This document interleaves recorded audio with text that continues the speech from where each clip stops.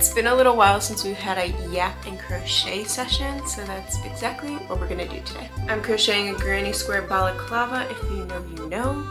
And if you don't know, that's completely fine, because we're going to get straight into today's topic, which is Emma Chamberlain, and specifically Emma Chamberlain cleaning out her closet. I've got some notes on my phone, so we're getting serious right now. Just kidding, it's not really that serious. So Emma Chamberlain recently posted a video where she got rid of almost everything in her closet. Emma posts on YouTube so infrequently now that whenever she does post a video, it's like a big deal. And especially when she does something like this, as someone who's famously done like so many hauls and is obsessed with clothes and is kind of known specifically for her fashion, her personal style. So some people think that she is, you know, saving the world with this video, teaching us to be more selective about the things we buy.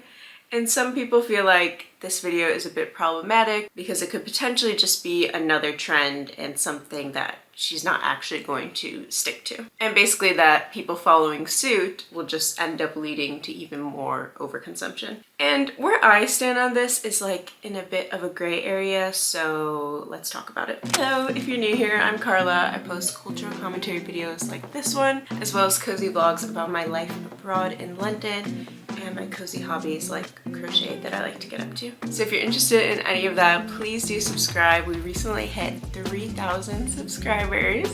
Woo! We're a small channel celebrating the small wins in life, and it would be lovely to have you join this wholesome little community. So the main responses I've seen people have to this video by looking and scrolling through the comments is, one, she still has way more clothes than I ever will, which, you know, okay, valid. Two, that this is going to influence people to get rid of a ton of their clothes in a bad way. And three, that this is going to influence people to get rid of a ton of their clothes in a good way. I mean, we already know that Emma Chamberlain is insanely wealthy. Like, we as consumers have made her one of the most successful and famous content creators like of all time. So in my opinion, taking an issue with that part of the video, like the fact that she has a big closet, it feels like a bit of a weak thing to say that you're upset about, because it's like, it's an Emma Chamberlain video, kind of what did you expect? Like, yes, of course she's still gonna have a lot of clothes. I'm not saying it's good to have a lot of clothes, but it just seems like, I don't know, like a slightly irrelevant thing to be upset about when it comes to this specific video. And to touch on the other points, I made a whole video essay about why thrifting is not always the most sustainable option and why it's not as sustainable as you may think it is. And I do stand by that. But the most sustainable thing you can do, aside from not consuming anything at all, is buying things that you actually need, that you will actually wear, that are of better materials for both yourself and the planet, and that you'll keep for ages. So how this relates to Emma and this most recent video is that it actually is really powerful and influential for her to denounce her previous obsession and addiction to shopping, her haul videos, and her cycle of purging a bunch of clothes in her closet just to buy more clothes and doing it again and again. Whether we like it or not, so many people will do whatever Emma Chamberlain does, and this could be a good thing, potentially. And I think maybe the types of people who are more likely to do whatever Emma Chamberlain does, who are like easily influenced by her and creators similar to her, may also be the same types of people who struggle with a shopping addiction and like falling victim to trends. However, in that same vein, I do get why some people are still concerned about people following suit. And I think a way to sum up this fear is that people are worried that people will follow in Emma's footsteps without putting much thought into it, and perhaps without putting as much thought into it as she has. Like, to me, this video seems like a culmination of her years of having a shopping addiction, of making haul type videos, and over time realizing that that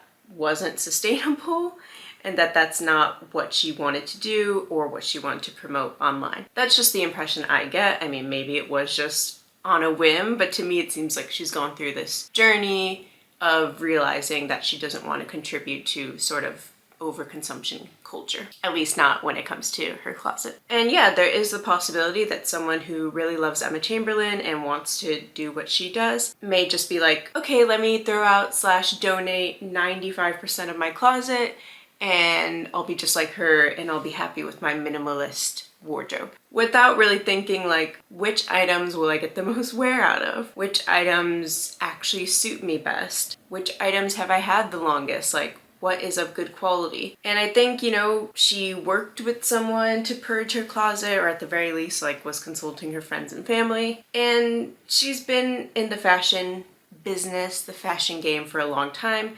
So she probably has more knowledge than the average viewer of like materials, of fit, of personal styling, that sort of thing. And if you're watching this, you're probably also interested in those things, like interested in sustainability and therefore what your clothes are made of, how they fit you, which determines how much you'll wear them, etc., etc. But not everyone is interested in those things or really even thinks about them. And so if you are to purge your closet without thinking about these things, it could just lead to like an inevitable shopping spree at H&M and Zara.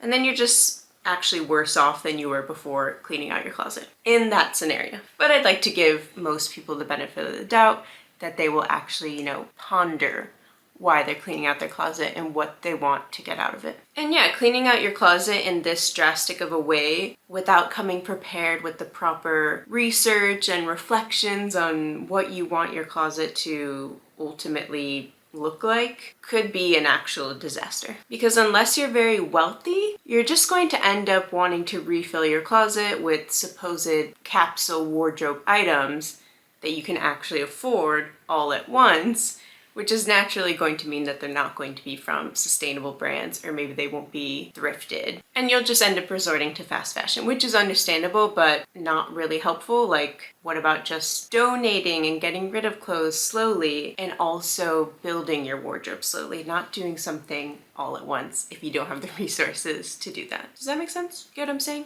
But again, I don't know how like likely this scenario is. I'm just trying to get in the mind of someone who's like highly critical of this video and what exactly it is that they're worried about. And in that video that I did about thrifting and how it's not always the most sustainable option, some people commented and were like, isn't it okay to buy a clothing item from insert horrible fast fashion brand here if it's likely going to end up in landfill if I don't buy it? And they said that because I did bring up the point that so much of what we donate to thrift stores, charity shops, whatever you call them, does end up in landfill because there's just simply too much clothing. So why wouldn't you just buy it and therefore like save it? And I do get that logic, and I don't think it's incorrect by any means. But I think what I was trying to get at was that buying fast fashion or just low quality clothing or clothing that you're not actually going to wear from a thrift store is not getting to the root of why overconsumption happens. Like, you're not getting to the root of your shopping addiction or your desire to just like buy something to feel something, like even though maybe it doesn't fit you that well, maybe the fabric's not very good, etc., etc. So yes, if you buy a Shein top from Goodwill, you are saving it from landfill technically. But are you buying it for the right reasons? Like, do you actually really like that top? Are you actually going to wear it? Does it seem like it's going to last more than a few months? And there's a chance that yes. I mean, I have like a really nice cotton, 100% organic cotton shirt off the shoulder like top from Zara that I got in probably 2015 or 16, so it's like almost a decade old, and I love that top. It's lasted the test of time. I remember when I bought it I was like, ooh, it's actually made out of cotton, blah blah blah. Like, it felt like I was buying a quality item. So of course you can find quality of a fast fashion brand, and if you're buying it secondhand, you know, amazing. But I think my point was just like, if you just transfer your shopping addiction to a thrifting addiction, like, are you really addressing the root of your overconsumption problem? And maybe you think you are. Maybe you disagree with me. I don't know. I'm open to hearing opinions. That's just what I think about it. Of course, I don't think that fast fashion ending up in landfill is better than fast fashion ending up in your closet. But I think the real answer lies in conscious consumerism. And a conscious consumer would only buy that fast fashion item or like any item from a thrift store if they truly believed that it would last. And that it would last specifically in their closet. Like, I'm not saying everything you buy needs to be of the highest quality and it needs to last 100 years. But I'm just saying that it's ideal if it's something that personally for you is going to last years and years. So basically, I think that Emma Chamberlain publicly regretting her haul days and her shopping addiction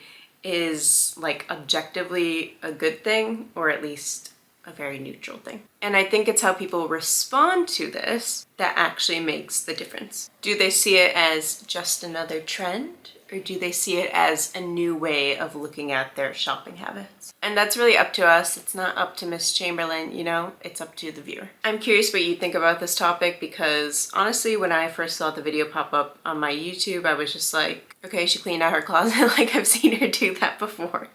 And then I was reading the comments and I was seeing TikToks about it, and I was like, oh wow, people are really, you know, kind of split on this. I don't think it's that big of a drama by any means, but it's been interesting to see people react in very different ways. At the end of the day, I think you just need to make your own informed choices, and blindly following what someone else does is probably never a good idea. But I think a lot of people, a lot of young women are smart enough to, you know, go about a closet clean out in a way that actually makes sense for them, and not in a way that makes sense for like a multi-millionaire influencer. I think that's all I have to say on this topic.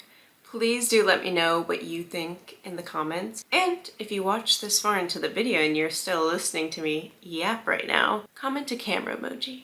Yeah, that's a good one. And we are almost done with this granny square.